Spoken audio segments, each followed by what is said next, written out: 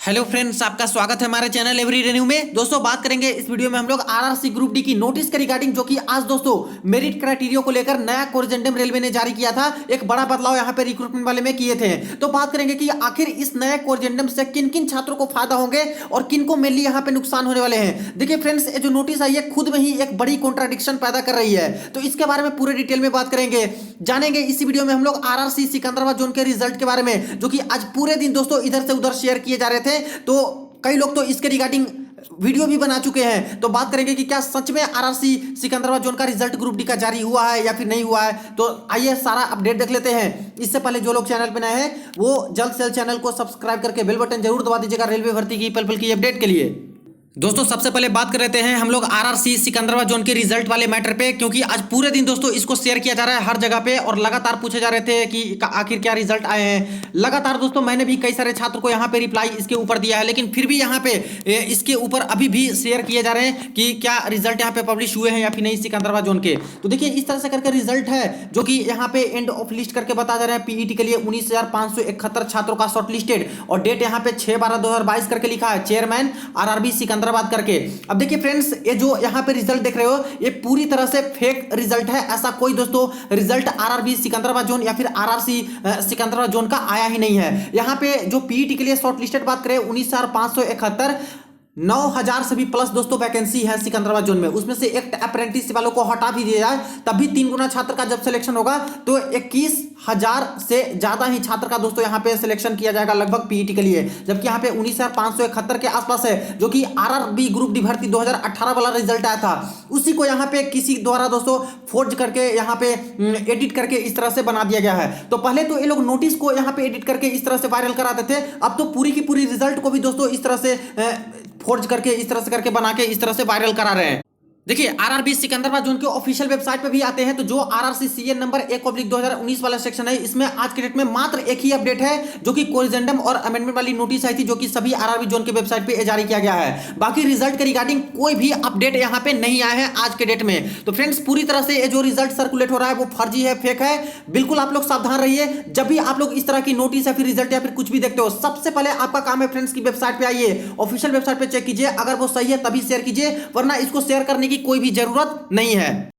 अब दोस्तों बात कर लेते हैं आज जो आरआरसी ग्रुप डी वाले छात्रों के लिए एक नया कोरिजेंडम वाला नोटिस आया है, इसके बारे में कि आखिर इसमें सबसे बड़ा बदलाव हुआ क्या है। और दूसरी चीज, ये जो नोटिस है दोस्तों अपने आप में ही एक कॉन्ट्राडिक्शन क्रिएट कर रही है, तो इसके बारे में भी जानेंगे। देख लीजिए ये जो नोटिस है यहाँ पे एडेंडम नंबर 2 है और कोरिजेंडम और अमेंडमेंट नंबर 4 वाली नोटिस आई थी 7/4/2022 के डेट में, उसी में एडेंडम नंबर 2 करके ऐड किया गया है। आगे देख लीजिए 6/12/2022 के डेट में नोटिस है और यहाँ पे बात करें तो जो पहले आया था नोटिस 12/8/2022 के डेट में, उसमें दोस्तों कुछ चीजें हैं जो कि ऐड किए गए हैं। जैसे बताया गया है कि पहले की नोटिस में यहाँ पे पॉइंट नंबर 7 तक बताया गया था, उसी को कंटिन्यू करते हुए इसमें यहाँ पे ऐड किए गए। जैसे कि पहले प्रीवियस वीडियो में मैंने आपको बताया था 7 पॉइंट तक पहले दिए गए थे और इसी को पॉइंट नंबर 8 अभी ऐड कर दिया गया, उसी में पॉइंट नंबर 9 ऐड किया गया और पॉइंट नंबर 10 को ऐड किए गए हैं। अब इसमें देख रहा है तो पॉइंट नंबर 8 में यहाँ पे साफ साफ बता रखा है कि in order to finalize the merit based on percentile score as mentioned above, it is necessary to include only those candidates in the merit who have secured minimum percentage of marks for eligibility in various categories, that is UR 40%, EWS 40%, OBC non-creamy layer 30%, SC ST 30% as per qualifying criteria given in para number 14.1 of CNRRC 1/2019। यानी साफ साफ लिखा गया है कि merit में उन्हीं छात्र को यहाँ पे लिया जाएगा, यानी कि जो मेरिट की प्रक्रिया होगी, आगे के प्रोसेस होंगे मेरिट निकालने के लिए, वो उन्हीं छात्र को पात्रता में रखा जाएगा जो छात्र यहाँ पे कम से कम 40% मार्क्स सिक्योर करते हैं। यानी कहने का अर्थ है कि 100 मार्क्स का आपका पेपर हुआ है तो कम से कम रॉ मार्क्स 100 मार्क्स में से यूर हैं तो 40 नंबर लाना अनिवार्य है। अगर 40 नंबर से कम मार्क्स आते हैं तो आगे पात्र ही नहीं घोषित किए जाओगे आप लोग मेरिट में आने के लिए, आपकी मेरिट ही नहीं बनाई जाएगी। ईडब्ल्यूएस में भी 40 नंबर लाना मस्ट कर दिया है, ओबीसी में भी बात करें तो 30 नंबर मस्ट है, एससी एसटी में भी कम से कम 30 नंबर लाना मस्ट है रॉ मार्क्स। इससे नीचे आते हैं तो भूल जाइए कि आप लोग मेरिट के पात्रता भी रखते हो। अब बदलाव क्या किया गया, क्योंकि पहले भी तो ऐसा लिखा था नोटिफिकेशन में, लेकिन दोस्तों पहले ऐसा लिखा तो था लेकिन अभी इसको नेसेसरी कर दिया गया है। यहां पे बोल दिया गया है कि सिर्फ उन्हीं छात्र को ही इंक्लूड किया जाएगा मेरिट के लिए जो कि यहाँ पे इतने इतने नंबर लाएंगे। अब समझिएगा, पहले क्या था फ्रेंड्स कि शुरुआत में जो नॉर्मलाइजेशन नॉर्मल तरीका से होता था, जिसमें बहुत बहुत नंबर छात्र को मिल जाते थे जिनका टफ शिफ्ट आता था, तो वहां पे भी ऐसा था। लेकिन वहां पे क्या था कि कोई यूआर वाले छात्र हैं जिनके मान लेते हैं 38 नंबर हैं, लेकिन टफ शिफ्ट में आए और उनके 20 नंबर मिले हैं नॉर्मलाइजेशन में, तो अब हो गए यहाँ पे 58 नंबर। लेकिन किसी जो उनका 58 नंबर कट ऑफ है तो इनका सिलेक्शन हो जाता था। लेकिन फ्रेंड्स अब जो बदलाव किए गए हैं, अब इससे क्लियर हो गया है कि जो छात्र 40 से भी कम लाएंगे नंबर, उनको पात्रता में ही नहीं रखा जाएगा मेरिट के लिए, यानी वो ऐसे ही डिस्क्वालीफाई घोषित कर दिए जाएंगे। तो समझिए ये बदलाव है। अभी 38 नंबर लाके ज्यादा नंबर भी परसेंटाइल में मिलते हैं तब भी कोई फायदा यहाँ पे नहीं होने वाला है, यानी कम से कम जो यहाँ पे बता दिया गया है इतना मार्क्स तो लाना आपके मस्ट हो गए हैं। तो ये बहुत बड़ा बदलाव अभी किए गए हैं। अब देखिए इससे नुकसान किनको हो गया, तो जिनके भी मार्क्स यहाँ पे यूआर में 40 से कम आ रहे हैं, अभी रॉ मार्क्स आंसर की मिलाने के बाद, ईडब्ल्यूएस में 40 से कम नंबर आ रहे हैं, ओबीसी एससी एसटी में 30 नंबर से कम नंबर आ रहे हैं, तो समझिए कि उनको इसका नुकसान होने वाला है, क्योंकि इनको मेरिट के लिए पात्रता में ही नहीं रखा जाएगा, जैसा यहाँ पे कोरिजेंडम करके बता दिए हैं। अब यहाँ पे तो ये सारे छात्र बोलेंगे कि हमारे साथ तो सर धोखा हो गया, इस तरह से अभी रेलवे ऐसा कर रही है, हो सकता है कि मेरा सिर्फ टफ आएगा तो मुझे परसेंटाइल में ज्यादा नंबर मिलेगा, तो हो सकता है कि बाद में सिलेक्शन हो सके। तो देखिए फ्रेंड्स, सब कुछ सोच समझ के ही रेलवे करती है। पहले क्या था, नॉर्मल तरीके से नॉर्मलाइजेशन होते थे, जिसमें यहाँ पे क्या होता था कि नंबर डायरेक्ट छात्रों को मिलते थे, 20 नंबर 25 नंबर 18 नंबर 10 नंबर जो भी मिलना हो, इनके रॉ मार्क्स में ये मार्क्स ऐड हो जाते थे। लेकिन अब ऐसा नहीं है। परसेंटाइल नॉर्मलाइजेशन कहने का अर्थ है कि जिनके मार्क्स ज्यादा अच्छे हैं उनका परसेंटाइल थोड़ा अच्छा रहता है, कंपटीशन में अच्छे रैंक पे वो रहते हैं, और जिनके मार्क्स कम है उनका कंपटीशन कम है और कंपटीशन लेवल में वो कम रैंक पे रहते हैं। जैसे देखिए हर शिफ्ट में दोस्तों यहाँ पे अच्छे अच्छे कैंडिडेट हैं जिनके मार्क्स 50 भी आ रहे होंगे, कई सारे के 60 भी आ रहे होंगे, 60 प्लस भी आ रहे होंगे, 70 प्लस भी आ रहे होंगे, और कुछ छात्र के 40 से कम भी आ रहे होंगे, 30 से कम भी आ रहे होंगे। लेकिन जिनके मार्क्स ज्यादा होते हैं, चाहे 50 नंबर 60 नंबर 70 नंबर के आसपास, इनके जब परसेंटाइल नॉर्मलाइजेशन निकाले जाएंगे तो थोड़ा ठीक ठीक मार्क्स मिलते हैं। लेकिन जितना आपके रॉ मार्क्स कम रहेंगे उसका परसेंटाइल निकालिएगा तो दोस्तों बहुत कम हो जाते हैं। हो सकता है कि 1-2 नंबर ही मिले, 38 है तो मान लेते हैं कि 1 नंबर मिला, 2 नंबर मिला, या फिर हो सकता है कि घट भी ना जाए। तो जितना ही रॉ मार्क्स आपके कम रहते हैं फ्रेंड्स, उतना ही कम चांसेस आपके होते हैं परसेंटाइल नॉर्मलाइजेशन में फायदा मिलने के, कम नंबर बढ़ने के। क्योंकि यहाँ पे देखिए जो क्राइटेरिया रखा गया है, यूआर का 40, ईडब्ल्यूएस का 40, बाकी ओबीसी एससी एसटी का 30 नंबर तक का यहाँ पे रखा गया है। तो आप खुद सोचिए कि अगर यूआर में किसी का 38 आ रहा है, 39 आ रहा है, तो क्या परसेंटाइल नॉर्मलाइजेशन में इनके कितने हो सकते हैं? क्योंकि बहुत सारे यूआर वाले छात्र होंगे जिनके मार्क्स अच्छे अच्छे होते हैं, तो उनका समझिए फ्रेंड्स परसेंटाइल में ज्यादा मिलेंगे। जिनके कम रहेंगे तो उनको तो बहुत कम ही इनका फायदा होगा। तो ऐसे भी ये तो मेरिट से आउट ही होंगे, इनका तो सिलेक्शन ना के बराबर हो सकता है। इसलिए ऐसा कुछ भी नहीं है फ्रेंड्स कि जिनका 38 है या फिर इससे कम है तो अभी कुछ फायदा नहीं मिल रहा है, क्योंकि परसेंटाइल बेस्ड नॉर्मलाइजेशन कर दिया गया है, जिनका क्राइटेरिया ही बिल्कुल अलग है दोस्तों नॉर्मलाइजेशन का। इसलिए इससे कोई मतलब नहीं रहा था कि इससे कम लाते हो तो आप लोग सोच भी सकते हो कि आपका सिलेक्शन हो सके। तो कम से कम तो 40 30 तो आपको लाना ही होगा यहाँ पे मेरिट में कंसीडर होना चाहते हो तो। इसके बाद आगे के फाइनलाइज प्रक्रिया जो है मेरिट के रिगार्डिंग आपके किए जाएंगे। तो आई होप कि यहाँ पे समझ में आया होगा।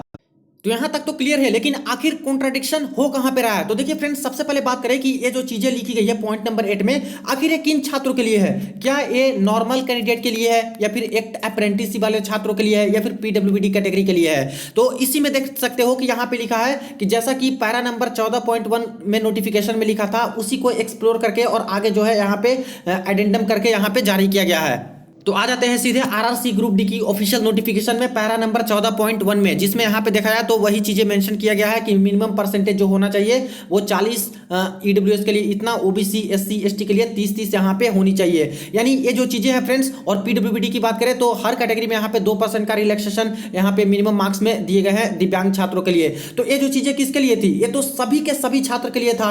ये पैरा नंबर 14.1 है, जो कि यहाँ पे नॉर्मल कैंडिडेट के लिए भी ये चीजें थी, और यहाँ पे सीसीए एक्ट अप्रेंटिसशिप वालों के लिए भी ये चीजें मेंशन थी।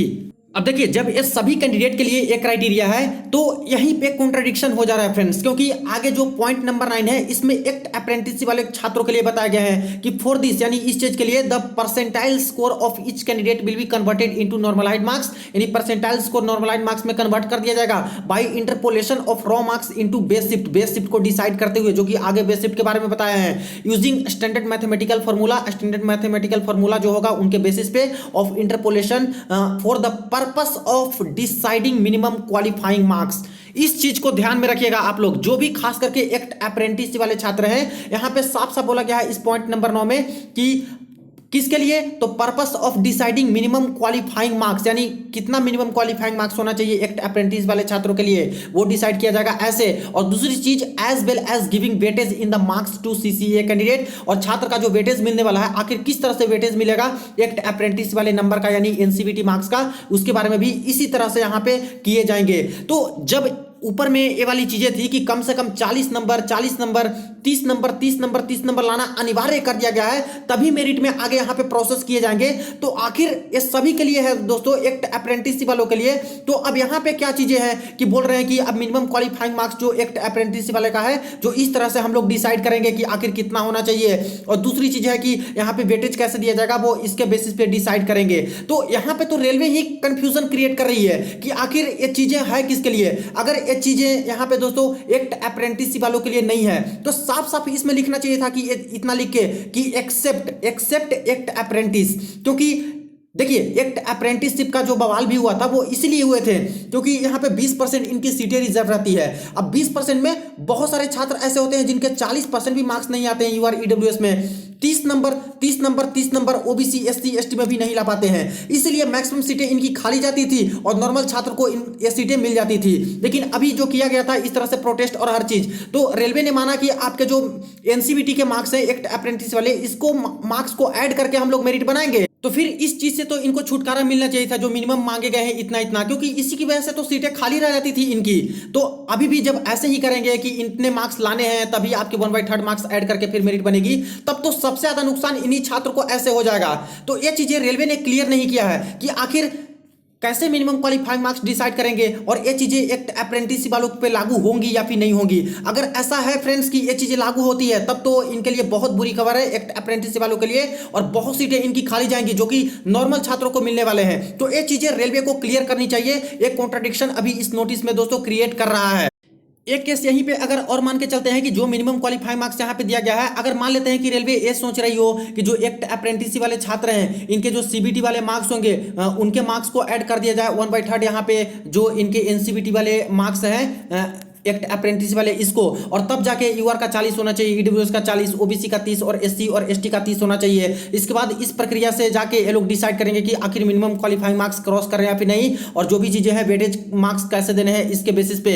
तो फ्रेंड्स इसमें भी कॉन्ट्राडिक्शन आ ही रहा है, क्योंकि देखिए कभी भी सीबीटी वाले मार्क्स को आप लोग इसमें डायरेक्ट ऐड नहीं कर सकते हो एनसीबीटी वाले मार्क्स को, क्योंकि ये जो सीबीटी वाले मार्क्स आएंगे ये तो कई शिफ्टों में छात्र ने पेपर दिए हैं, तो कुछ शिफ्ट टफ भी आए हैं, कुछ इजी भी आए हैं। तो उसके बेसिस पे तो सबसे पहले तो परसेंटाइल नॉर्मलाइजेशन निकाले जाएंगे, तो परसेंटाइल निकलेंगे तो वो तो अलग अलग परसेंटाइल चला जाएगा फ्रेंड्स, और परसेंटाइल में डायरेक्ट मार्क्स को हम लोग तो ऐड नहीं कर सकते। परसेंटाइल प्लस परसेंटाइल होनी चाहिए, मार्क्स प्लस मार्क्स होनी चाहिए, तो ये भी तो नहीं हो सकता, यहां भी कॉन्ट्राडिक्शन हो ही रहा है। तो इसको रेलवे ने क्लियर नहीं किया दोस्तों, खास करके एक्ट अप्रेंटिसशिप वालों के लिए कि आखिर ये जो चीजें क्राइटेरिया है एक्ट अप्रेंटिसशिप पे ये लागू हो रही है या फिर नहीं हो रही है, तो इसको करना होगा। और दोस्तों जितने भी एक्ट अप्रेंटिसशिप वाले छात्र हैं सारे के सारे जिस जोन से भी आप लोग अप्लाई किए हो जरूर ईमेल कीजिए, आरटीआई लगाइए या फिर कॉल करके पूछिए कि जो नया कोरिजेंडम आया है आखिर क्या छात्र का जो मेरिट बनेगा सीबीटी के मार्क्स प्लस एक्ट अप्रेंटिसशिप के मार्क्स ऐड करके, तो क्या इनको भी यहाँ पे मिनिमम क्वालिफाइंग मार्क्स यूआर के लिए 40, ईडब्ल्यूएस के लिए 40, ओबीसी के लिए 30, एससी एसटी के लिए 30 लाना अनिवार्य होगा, तब जाके बाद में ऐड होंगे मार्क्स, या फिर ऐड होने के बाद यहाँ पे इतने लाने होंगे। ये रेलवे को क्लियर करना बहुत ही जरूरी है, क्योंकि अगर ऐसा होता है कि रेलवे पहले ही बोल दी कि इतना इतना नंबर लाइएगा तभी आगे प्रोसेस करेंगे, तो ऐसे में बहुत सारी सीटें खाली जाएंगी और छात्र को ही यहाँ पे नुकसान होने वाले हैं। तो इस चीज को क्लियर करना रेलवे के लिए अभी बहुत जरूरी है, खास करके एक्ट अप्रेंटिसशिप वाले छात्रों के लिए। नॉर्मल छात्रों के लिए तो कोई खास यहाँ पे चेंजेस नहीं है फ्रेंड्स, जो इसमें कोरिजेंडम किए गए हैं, लेकिन एक्ट अप्रेंटिसशिप वालों का कैसे मिनिमम क्वालिफाइंग मार्क्स डिसाइड होगा, बाकी सारी चीजें कैसे होंगी, वो सारा कुछ इनको क्लियर करना जरूरी है। बाकी यहाँ पे बेस शिफ्ट के बारे में बात करें कि कैसे बेस शिफ्ट को ये लोग मानेंगे, और इसी बेस शिफ्ट के आधार पे परसेंटाइल स्कोर और प्लस इसके बाद normalized marks standard mathematical formula को देखते हुए मिनिमम क्वालिफाइंग मार्क्स डिसाइड और प्लस आगे के वेटेज जो मिलेंगे वो करने जाएंगे, जिसके बारे में पूरी डिटेल में तो ये लोग बताए नहीं है कि कौन सा स्टैंडर्ड मैथमेटिकल फार्मूला ये लोग लगाने वाले हैं। लेकिन फ्रेंड्स बेस शिफ्ट के बारे में यहाँ पे क्लियरली बताए थे, जो कि प्रीवियस वाली वीडियो में मैंने आपको बता दिया था कि इसमें हाइएस्ट मीन जो जितने शिफ्टों में पेपर चले हैं उसमें जो हाइएस्ट एवरेज मार्क्स निकल के आएगा किसी शिफ्ट का उसको लिया जाएगा। लेकिन एक कंडीशन है कि condition that present candidate count should be 70%, यानी अटेंडेंस कम से कम उसकी 70% होनी चाहिए। लेकिन अगर अटेंडेंस 70% नहीं है तभी एक क्राइटेरिया दिया गया है कि प्रेजेंट कैंडिडेट काउंट और more than the average of all shift, यानी सारे शिफ्ट का जो एवरेज निकल के आता है फ्रेंड्स, उससे ज़्यादा भी अगर प्रेजेंट कैंडिडेट निकल के आते हैं, काउंट निकल के आते हैं, तभी उसको यहाँ पे हाईएस्ट मीन एवरेज वाला मान के चल सकते हैं, उसको बेस शिफ्ट मान के चल सकते हैं और आगे के प्रोसेस इसके रिगार्डिंग कर सकते हैं। और सारी चीज़ें यहाँ पे टाई के केस में लिखा गया था कि 2 अगर बेस शिफ्ट हो जाता है तो उसको कैसे ये लोग टैकल करेंगे, कैसे उसको काउंट करेंगे। तो ये सारी चीज़ें थी। तो फ्रेंड्स आई थिंक यहाँ पे सारा कुछ क्लियर हो गया होगा। बाकी दोस्तों यहाँ पे जो एक्ट अप्रेंटिसशिप वाले छात्रों के लिए कॉन्ट्रडिक्शन क्रिएट हो रहे हैं इस तरह से कि मिनिमम क्वालिफाइंग मार्क्स क्या एक्ट अप्रेंटिसशिप वालों के लिए भी ये लागू होगा, या फिर किस तरह से यहाँ पे जो मिनिमम क्वालिफाइंग मार्क्स डिसाइड करने के लिए ये फॉर्मूला के तहत बोले जा रहे हैं, तो आखिर कैसे होंगे, ये रेलवे को क्लियर करना चाहिए। और बाकी जो भी एक्ट अप्रेंटिसशिप वाले छात्र हैं जरूर इसके बारे में पूछिए, आरआरबी को कॉल कीजिए, मेल कीजिए और सारा कुछ आरटीआई कर सकते हो तो इसके बारे में पूछिए कि आखिर किस तरह से हमारे जो काउंट होने वाले हैं मिनिमम क्वालिफाइंग मार्क्स। तो बाकी जैसे इसके रिगार्डिंग कोई अपडेट, कोई भी नोटिस और भी रिजल्ट के रिगार्डिंग अपडेट आता है तुरंत इन्फॉर्म करूंगा। वीडियो को शेयर कर दीजिएगा, कोई क्वेरी हो कमेंट सेक्शन में पूछ सकते हो। चलिए मिलते हैं नेक्स्ट वीडियो में नेक्स्ट अपडेट में।